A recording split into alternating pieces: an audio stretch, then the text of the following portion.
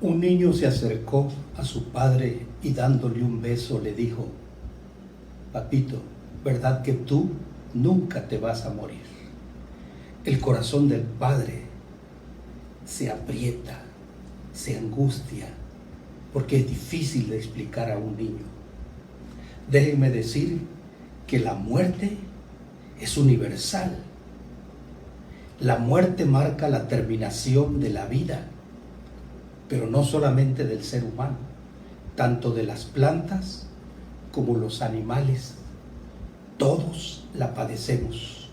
Los primeros humanos, Adán y Eva, no fueron creados para morir. Ellos fueron creados, sí, con la capacidad de escoger entre la inmortalidad y la muerte. Génesis capítulo 2, versículo 17, dice que todo dependía de su obediencia a Dios. Pero con tristeza decimos en Génesis 3:6, desobedecieron a Dios comiendo del fruto prohibido y murieron, y con ello toda la posteridad. Y podemos culpar hoy a Adán por haber pecado, pero la verdad es que nosotros también hacemos y seguimos haciendo lo mismo. Ve tu Biblia, Romanos capítulo 5, versículo 12. Por tanto, como el pecado entró en el mundo por un hombre, y por el pecado la muerte, así la muerte pasó a todos los hombres, por cuanto todos pecaron. Subrayen ustedes eso que dice todos. No hay uno que no haya cometido pecado. De tal manera que la muerte es inevitable. Es decir, no nos podemos esconder, no lo podemos evitar nunca. Dice Hebreos 9:27, está establecido al hombre que muera una sola vez. Todo ser humano vamos a enfrentar la muerte, sean ricos o pobres, altos o chaparros, gordos o flacos, blancos o morenos, de todo la muerte nos va a llegar. Sin embargo, hay dos excepciones. La primera es Enoc. En Hebreos 11:5 estamos hablando de el papá de Matusalén. Fíjense, ya saben ustedes que Matusalén es el hombre que más ha vivido en la tierra. Pues su papá de él es un hombre que caminaba con Dios, le agradó a Dios y fue traspuesto, pues se lo llevó Dios. Y dice, no vio muerte. Ese es el primer caso. El segundo caso es el profeta Elías. Segundo de los Reyes, capítulo 2, versículo 11.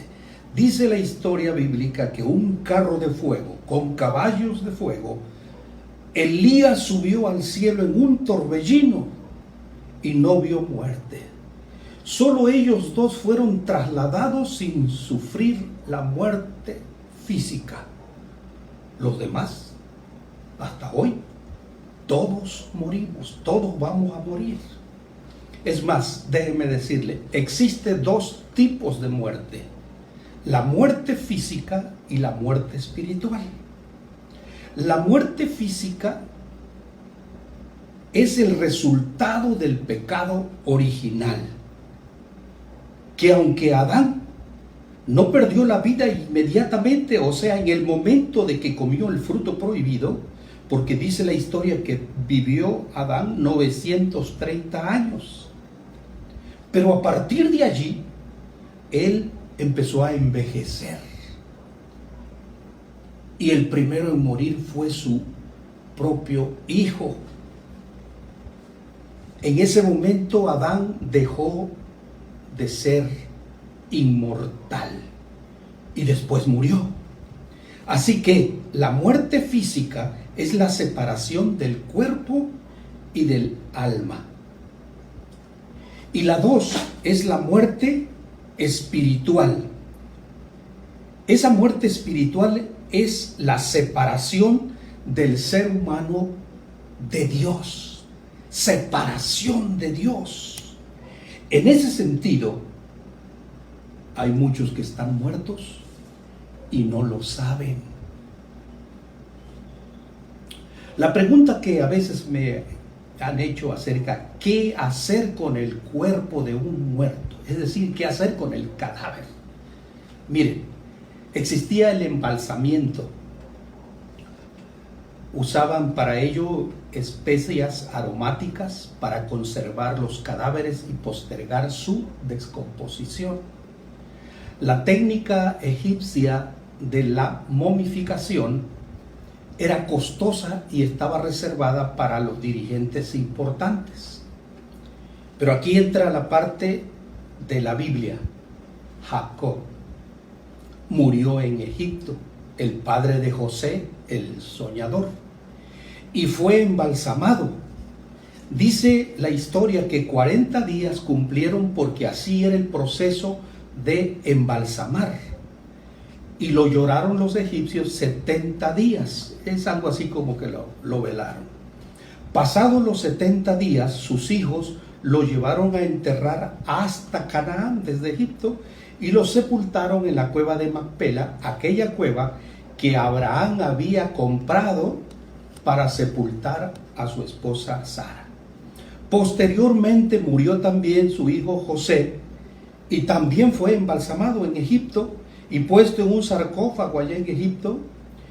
Y cuando el pueblo, después de las plagas, y salieron por mano de Dios, llevado por Moisés como líder, dice que también los huesos de José los llevaron consigo para sepultarlo allá en Canaán.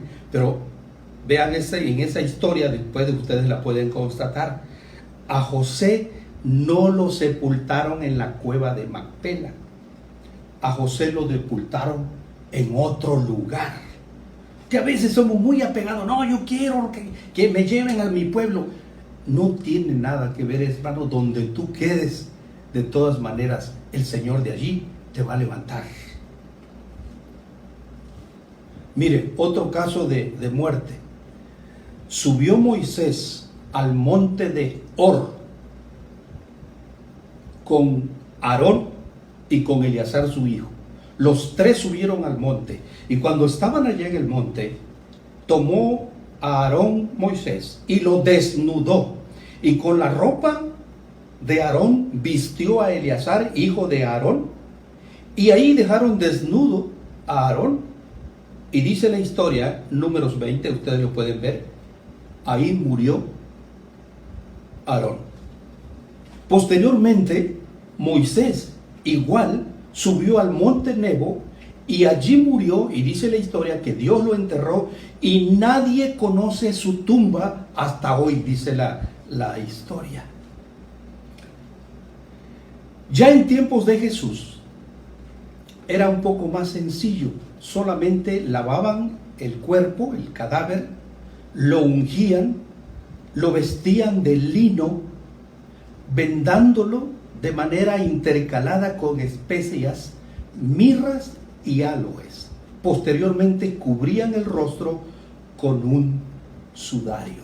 Así era el proceso de los cuerpos que ya yacen sin vida, de lo que se estaba haciendo en aquel entonces.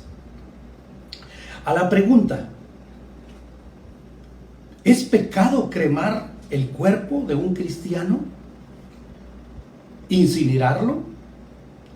Uno de los problemas o causa de oposición popular a esto de la cremación es por el temor que existe que el fuego destruye el cuerpo y que puede ser imposible resucitarlo cuando suene la trompeta aquel día final. Otros en Deuteronomio 18:10 me han dicho, bueno, es que la Biblia dice que no se debe pasar por el fuego a ninguno si uno es creyente. Ahí la Biblia prohíbe quemar, me han dicho. Pero ese pasaje de Deuteronomio 18:10 y otros de Levítico y Número no habla de la cremación o de la incineración, sino habla de la adoración a una deidad llamada Moloch en aquel entonces. Era el dios amonita, cuya estatua de bronce tenía una cabeza como de toro, de becerro, al cual le prendían fuego, y ya que estaba incandescente, sacrificaban a los niños allí, adorando a esa deidad. Y eso es lo que está prohibiendo Dios aquí en su palabra. De la cremación, la Biblia no dice nada. Hoy, por el asunto de la enfermedad, de la pandemia, muchos tienen algunas dudas en este respecto. En el capítulo 8, artículo 117 de nuestros libros de disciplina, dice que si un hermano desea ser cremado, que nosotros debemos respetar su deseo. Incluso hay una liturgia especial para ello. Cuando nosotros trabajamos e hicimos este material, hicimos este párrafo, pensamos en las miles de hermanos que viven en las grandes ciudades y que los cementerios están llenos y, por cierto, muy caros, que a veces la incineración les resultaría más cómodo. Pero debemos de recordar además los mártires, los que fueron aventados en el Coliseo romano y que fueron devorados por los leones. Y posteriormente ese león murió. ¿Dónde quedó el cristiano? Muchos hermanos fueron enviados a la pira en la Santa Inquisición y fueron devorados por las llamas porque creían en Cristo. Muchos evangélicos hoy en día temen cremar porque, como los católicos de antaño, de aquella época, solo se quemaban a los herejes, a las brujas. Entonces se les quedó en la mente eso de que es malo hacer aquello. Pero aquellos que murieron quemados, como la vida de Juan Hus, no sé si algunos la recuerdan, aquellos mártires que quemaban por la fe en Cristo, para ellos era un honor morir por su fe en el Señor. Otros han sido ahogados en el mar y jamás sus cuerpos encontrados. Los peces se los comieron, los cangrejos y quién sabe qué más. ¿Dónde quedó el cuerpo de ellos? Miren, en la Confesión Belga, que es un sistema de doctrina reformado, en el artículo 35, dice así: porque todos los muertos serán levantados de la tierra, y sus almas compenetradas y unidas con los propios cuerpos en que en otro tiempo vivieron, serán levantados. El Dios Todopoderoso puede hacerlo, y lo hará. Cuando nuestros cuerpos, o cuando morimos, o cuando los que ya están muertos, entran al sepulcro, ¿qué pasa dentro del sepulcro? El cuerpo desaparece. ¿Por qué? Devorado por los gusanos. Pero también los gusanos mueren y desaparecen. Por eso, en muchas denominaciones cristianas, evangélicas, existen liturgias adecuadas para hacer este tipo de sepelios en ese momento. Miren ustedes, la liturgia fúnebre para hacerla en el mar, dice el capellán o el pastor que esté allí en la embarcación: ya que ha agradado al Dios Todopoderoso tomar de este mundo el alma de nuestro hermano, entregamos su cuerpo al mar, esperando la resurrección de los muertos y la vida eterna por medio de nuestro Señor Jesucristo, cuando en su segunda venida en majestad y gloria, la mar rugiente dará sus muertos, y nuestros cuerpos mortales serán como un cuerpo glorioso, no habiendo ya más mar.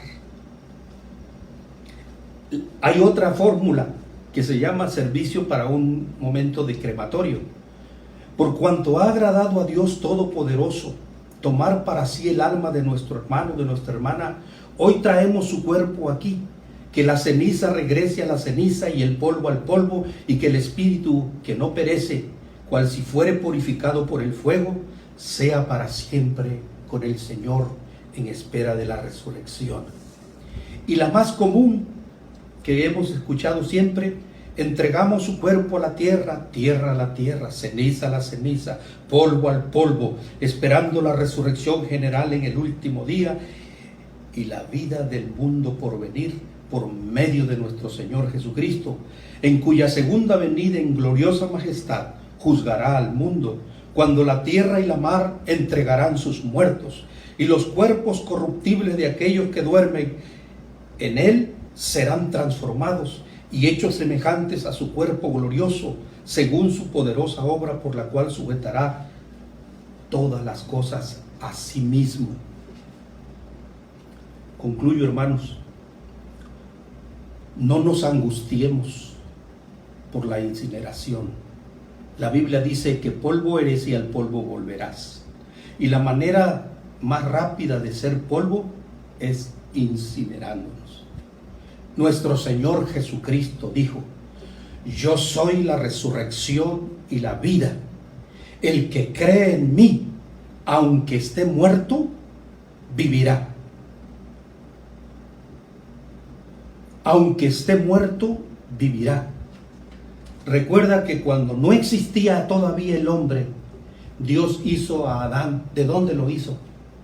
De la tierra. No había nada y ahí lo sacó. Si tú estás en Cristo, no tengas miedo. Cuando Él venga, nos cambiará a todos. Él dijo: el Dios de Abraham, el Dios de Isaac, el Dios de Jacob. Porque Dios no es Dios de muertos, sino de vivos. Nosotros, si vivimos en Cristo, siempre viviremos con Él. Dice San Pablo, es verdad, no todos dormiremos, pero todos seremos transformados. En la carta que estamos estudiando de Filipenses 3:21 dice: el cual transformará el cuerpo de la humillación nuestra, para que sea semejante al cuerpo de la gloria suya, por el poder, subraya en eso, hermano, por el poder con el cual puede también sujetar a sí mismo todas las cosas. Es el poder de Cristo, hermanos, que dará la orden. Así seamos comidos por gusanos, así seamos pasados por el fuego, así seamos pasados en el mar entregará sus muertos, la tierra entregará sus muertos, el Seol entregará sus muertos, en el poder de Cristo Señor. Descansemos en el Señor. Si vivimos para Él, vivimos, y si morimos, también. Dios te bendiga, hermano.